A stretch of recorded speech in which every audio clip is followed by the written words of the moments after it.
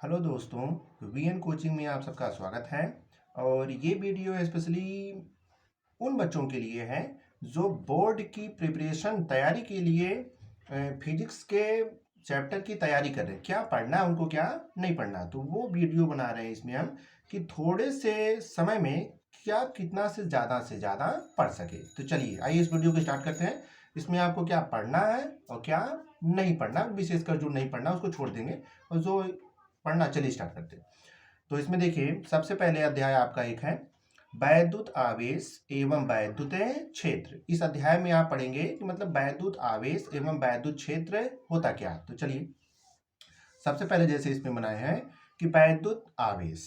अब वैद्युत आवेश को देखिए, ये कोई वस्तु नहीं है, ये कोई किसी पदार्थ का, कहने का मतलब ये कि ये केवल एक गुण होता है। ये किसी पदार्थ का एक गुण होता है, ये कोई वस्तु होती ही नहीं है। तो देखो वैद्युत आवेश क्या है।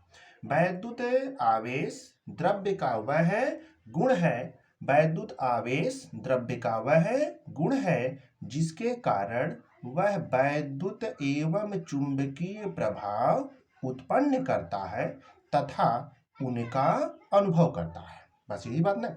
मतलब वैद्युत आवेश द्रव्य का वह गुण है जिसके कारण वह वैद्युत तथा चुंबकीय प्रभाव उत्पन्न करता है तथा उनका अनुभव करता है।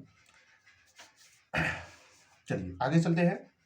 उसके बाद आपको क्या पढ़ना है, उसके बाद पढ़ना है आपको, देखो कि ये जो वैद्युत आवेश है इसको किस विज्ञान में पढ़ा जाएगा, मतलब इसको किस क्षेत्र में अध्ययन करते हैं। देखिए उसके बारे में है कि भौतिक विज्ञान की वह शाखा, भौतिक विज्ञान की वह शाखा जिसमें हम स्थिर आवेशों द्वारा उत्पन्न बलों, क्षेत्रों तथा विभवों का अध्ययन करते हैं, स्थिर वैद्युत विज्ञान या स्थिर वैद्युतिकी कहलाती है। मतलब विज्ञान की वह शाखा जिसमें हम स्थिर आवेशों द्वारा उत्पन्न बलों, क्षेत्रों तथा विभवों का अध्ययन करते हैं, स्थिर वैद्युत विज्ञान या स्थिर वैद्युतिकी कहलाती है। ठीक है, आगे चलिए। अब समझिए कि जो आवेश है, आखिर ये आवेश कितने प्रकार के हैं, आवेशों के बारे में चलिए देखिए। तो वैद्युत आवेश मुख्य रूप से, या कह सकते हैं कि वैद्युत आवेश दो प्रकार के ही होते हैं जिनको आप जानते ही हैं, धनावेश, ऋण आवेश। इसमें देखिए कुछ विशेष जानकारी होती है कि अगर एग्जाम में बहुविकल्पी में पूछा जाता है तो आप इसको टिक मार दीजिएगा कि आवेशों का वर्गीकरण किसने किया था। तो आवेशों का वर्गीकरण बेंजामिन फ्रैंकलिन ने किया था। बेंजामिन फ्रैंकलिन ने आवेशों का वर्गीकरण किया था और ये भी बताए थे कि सजातीय आवेश, जो सजातीय आवेश हैं अर्थात समान प्रकार के आवेश एक दूसरे को प्रतिकर्षित करते हैं। समान प्रकार का मतलब अगर पॉजिटिव एक चार्ज लिए हैं तो दूसरा भी पॉजिटिव है, अगर पहला नेगेटिव है तो दूसरा भी नेगेटिव है, तो वे दोनों आवेश समान हैं और समान प्रकार के आवेश एक दूसरे को क्या करते हैं, प्रतिकर्षित करते हैं। जबकि विजातीय आवेश अर्थात विपरीत प्रकार के आवेश एक दूसरे को आकर्षित करते हैं। कहने का मतलब क्या है, विजातीय आवेश का मतलब यह है कि एक पॉजिटिव है तो दूसरा निगेटिव होना चाहिए, या दूसरा पहला निगेटिव है तो दूसरा पॉजिटिव होना चाहिए। तो ये दोनों आवेश विजातीय आवेश होते हैं और इन दोनों आवेशों में आकर्षण होता है। फिर आगे चलिए देखिए, आपको इसमें आगे पढ़ना क्या है कि इलेक्ट्रॉन सिद्धांत, जो इलेक्ट्रॉन सिद्धांत है, और इलेक्ट्रॉन सिद्धांत में पढ़ना है कि इलेक्ट्रॉनों की अधिकता अथवा कमी के कारण ऋण तथा धन वैद्युत आवेश, कोई परमाणु कब पॉजिटिव हो जाता है और कोई परमाणु कब निगेटिव हो जाता है, उसके बारे में पढ़ना है। तो देखिए सबसे पहले इसमें क्या है कि इस सिद्धांत के अनुसार कि प्रत्येक पदार्थ परमाणुओं से मिलकर बना है। भाई जितने भी पदार्थ हैं वो किससे मिलकर बने हैं, परमाणुओं से मिलकर बने हैं। प्रत्येक परमाणु में एक बीज का भारी भाग होता है। प्रत्येक परमाणु में एक बीज का भारी भाग होता है जिसे नाभिक कहते हैं। प्रत्येक परमाणु के बीच में सेंटर में एक भाग होता है जिसको नाभिक कहते हैं। यह प्रोटॉन तथा न्यूट्रॉन नामक कणों से मिलकर बना होता है। यह जो नाभिक है वो प्रोटॉन तथा न्यूट्रॉन नामक कणों से मिलकर बना होता है।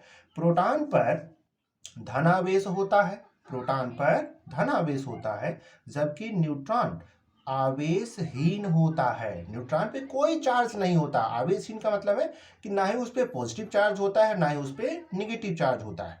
इस प्रकार नाभिक धनावेशित होता है। क्यों धनावेशित होता है? क्योंकि नाभिक में प्रोटॉन और न्यूट्रॉन दोनों है, लेकिन न्यूट्रॉन पे कोई चार्ज नहीं है, तो चार्ज केवल किसका है? प्रोटॉन का। अब प्रोटॉन पे चार्ज क्या है? धन आवेश होता है। इस कारण नाभिक भी किस प्रकार का हो जाएगा? केवल नाभिक धनावेशित प्रकार का ही हो जाएगा, अर्थात धनावेशित ही होगा। नाभिक के चारों ओर तीसरे प्रकार के कण विभिन्न कक्षाओं में चक्कर लगाते रहते हैं। अब नाभिक जो है उसके चारों ओर एक तीसरे प्रकार के कण, आप उनको जानते हैं, जिनको इलेक्ट्रॉन बोलते हैं। अब नाभिक के चारों ओर एक तीसरे प्रकार के कण विभिन्न कक्षाओं में चक्कर लगाते रहते हैं। इन कणों को इलेक्ट्रॉन कहते हैं। इन कणों को क्या बोलते हैं?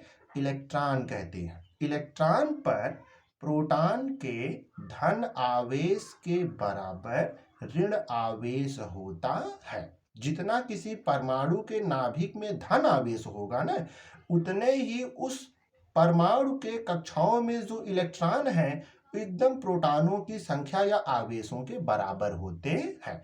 बस प्रोटॉन पे पॉजिटिव चार्ज होता है और इलेक्ट्रॉन पर निगेटिव चार्ज होता है, बराबर होता है। परमाणु में इलेक्ट्रॉनों की संख्या, परमाणु में इलेक्ट्रॉनों की संख्या नाभिक के प्रोटॉनों की संख्या के बराबर होती है। अभी हमने बताया कि परमाणु में जो इलेक्ट्रॉन है, इलेक्ट्रॉनों की जो संख्या है वो नाभिक में किसके बराबर होती है? प्रोटॉनों की संख्या के बराबर होती है।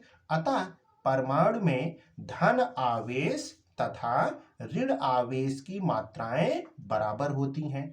और जब किसी परमाणु में धन आवेश और ऋण आवेश दोनों की मात्राएं बराबर होती हैं तो अर्थात ना ही वो पॉजिटिव होता है ना ही वो निगेटिव होता है। इस प्रकार कुल परमाणु विद्युत उदासीन होता है। यानी जो परमाणु है वो उदासीन अवस्था में रहता है, ना ही पॉजिटिव होता है और ना ही निगेटिव होता है। अब ये समझिए कि कोई परमाणु कब पॉजिटिव बनता है, कोई परमाणु कब पॉजिटिव होता है और कब निगेटिव होता है। जैसे इसमें पहले क्या था, आपको यहां तक बताए हैं कि परमाणु क्या होता है? उदासीन होता है। कब उदासीन होता है? कि जब किसी परमाणु में इलेक्ट्रॉनों की जितनी संख्या है उसके नाभिक में उतने ही प्रोटॉनों की संख्या है। दोनों पे चार्ज जो होते हैं वो बराबर है। भाई इलेक्ट्रॉन पे निगेटिव है और प्रोटॉन पर पॉजिटिव है, जिससे जब दोनों के परमाणुओं में जो कण है और उन कणों की संख्याएं भी बराबर है, आवेश भी बराबर है, तो वे दोनों एक दूसरे को उदासीन कर देते हैं, जिससे परमाणु क्या हो जाता है? उदासीन हो जाता है। अब जब किसी एक वस्तु को दूसरी वस्तु के साथ रगड़ा जाता है, मान लीजिए जब किसी एक वस्तु को दूसरी वस्तु के साथ रगड़ा जाता है तो किसी एक वस्तु से कम आबद्ध इलेक्ट्रॉन, तो किसी एक वस्तु से कम आबद्ध इलेक्ट्रॉन दूसरी वस्तु पर स्थानांतरित हो जाते हैं, क्योंकि जब उनको रगड़ा जाएगा तो उनके रगड़ने से उनके बीच उत्पन्न होगा घर्षण और घर्षण से उनको मिलेगी ऊष्मा। जिस वस्तु से इलेक्ट्रॉन स्थानांतरित होते हैं वह इलेक्ट्रॉनों की कमी के कारण धनावेशित हो जाता है। जिस वस्तु से इलेक्ट्रॉन जाते हैं, जिस वस्तु से इलेक्ट्रॉन स्थानांतरित होकर दूसरी वस्तु पर जाते हैं, और जब एक वस्तु से इलेक्ट्रॉन जाता है अर्थात इलेक्ट्रॉन जो वस्तु मुक्त करता है उस पर आ जाता है प्लस चार्ज, यानी कि पॉजिटिव हो जाता है, तो ये वस्तु इलेक्ट्रॉन की कमी के कारण धनावेशित हो जाती है। और याद रखिए, जो वस्तु इलेक्ट्रॉन स्थानांतरित करने पर धनावेशित होती है सदैव उस परमाणु के द्रव्यमान में कमी आती है, सदैव उस परमाणु के द्रव्यमान में कमी आती है। जबकि जिस वस्तु पर इलेक्ट्रॉन स्थानांतरित होते हैं, जो वस्तु इलेक्ट्रॉन ग्रहण करती है, वह इलेक्ट्रॉनों की अधिकता के कारण ऋणावेशित हो जाती है। और ये भी याद रखिए, जो वस्तु ऋणावेशित हो जाती है उस वस्तु के द्रव्यमान में वृद्धि हो जाती है। बस आज की क्लास यहीं तक, फिर कल पढ़ाएंगे आगे की इसके टॉपिक। धन्यवाद।